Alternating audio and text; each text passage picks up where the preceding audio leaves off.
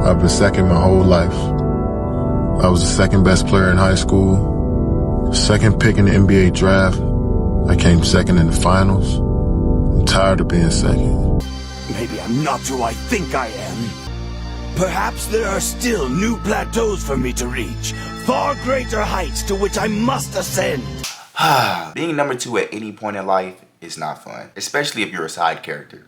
Vegeta fans. Yo, what's good, YouTube? It's your boy Nick. Now, being number 2 in life, it's not fun at all. Whether it's losing your last high school playoff game, or even the high school championship, or even a championship in general, placing number 2 sucks. Even when it comes to being number 2 to somebody that's way superior to you, whether that be your homie who gets all the girls, or your homie who just works out more than you and he's stronger than you, and can probably beat your ass. Being number 2 in general is one of those life lessons that shows you that life doesn't always go your way. And no matter how hard you train, no matter how hard you study, sometimes life just humbles you. I want to be talking about today's video, all those emotions and all the things that happen when you're number 2. But before we start off today's video, ladies and gentlemen, comment down below, what was a time where you felt like a second option in life? Let me know in the comment section below. But with that being said, ladies and gentlemen, let's get right into today's video.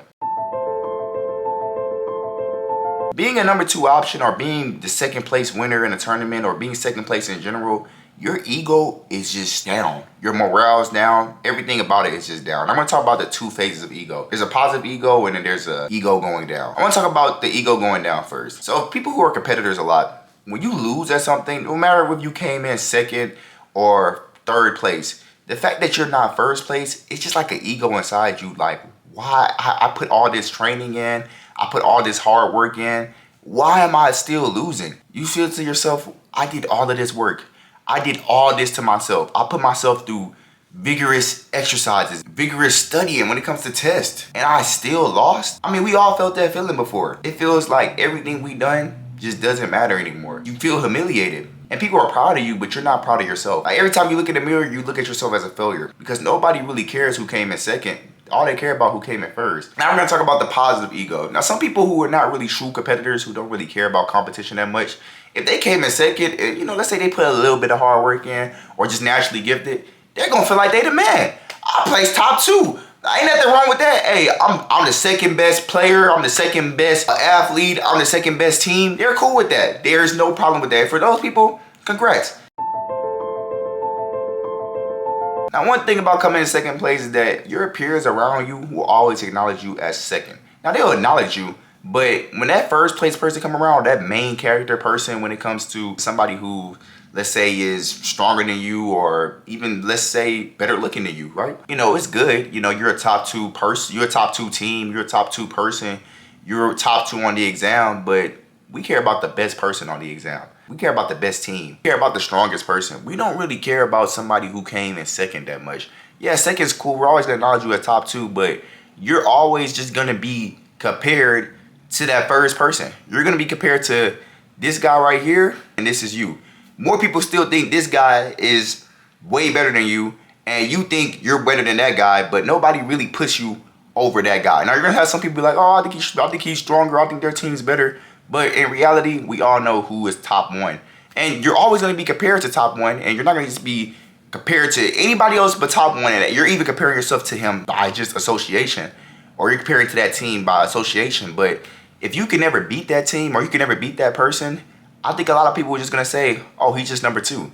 I don't think people want to be labeled as number 2, especially when it comes to life. And if you're a true competitor, you're just labeled as the other guy. I guess like an example I can have of this is that we recently had the Grammys come up recently. And last year, Kai Cenat was at the Grammys. This year, Plaque Max came to the Grammys, and nobody knew who Plaque Max was. It was even a point a lady came up to him and thought he was the Grammy crew people who were recording, and he had to tell her that I'm Plaque Max. Oh, hey. Hi. Hi. I have Jamal and Jamal Roberts, American Idol, and Jonathan. Can we get a shot? Are you with the Grammys? What'd you say? Is this the Grammys camera? No. Oh, I'm sorry. You're I good. thought this is E. No, this is Plaque Boy Max. Okay. Told you I'm not shit here, nigga. It's cool. This goes to show you from who's number 1, how number 1 gets treated, and how a number 2 will get treated.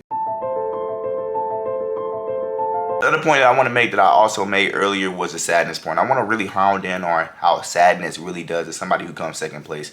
Now, when it comes to a really big competition, and I'm going to just use an example from a sporting event. Let's say this is your senior year. Last year playing any type of sport that you play, whether it be basketball, football, or whatever. Your team makes the playoffs and y'all are in the first round.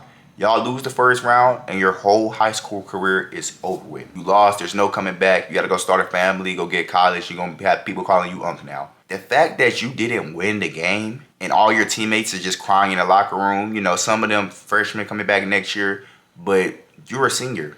And you and your little buddies that probably was starting were seniors too. Gone. All of that just gone. Second place. If we look at our history, no one really cares who's the loser. They don't care what the loser went through. They only care about what the winner did and how the winner accomplished that. And that's what really being second feels like. It feels like the winner gets all the praise and your story don't get told at all. But for my final topic, I want to talk about that life just isn't fair sometimes.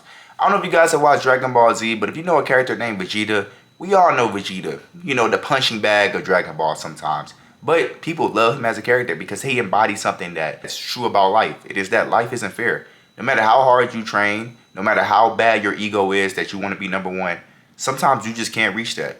And it hurts. It sucks. Now you're going to have victories along the way. And you're going to put yourself to be stronger than the number one person.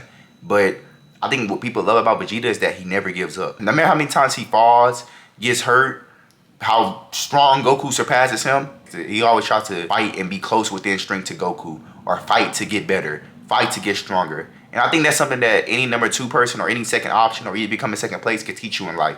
If you just don't give up, you can achieve stuff that you could never even imagine that you could achieve. And I think that shows like a true embodiment of life is that, life isn't fair, but as long as you get back up and you go work hard, one day you can be number one.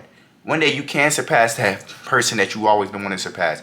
Or you can surpass that sports team.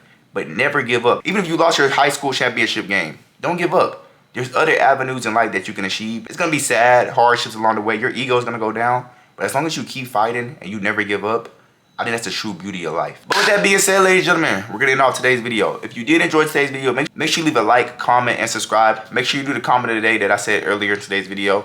And with that being said, I'll see you all later.